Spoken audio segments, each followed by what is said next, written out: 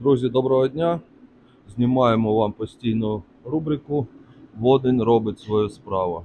Сьогодні у нас автомобіль Volvo, ось така червона красуня на очистку двигуна водним. Нагадую, водень очищує сажовий фільтр, каталізатор та клапан ЄГР.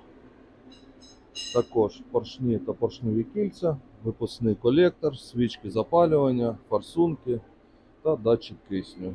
Приїжджайте до нас, нагадую, ми офіційний представник компанії Hydroxy Ukraine у місті Дніпро.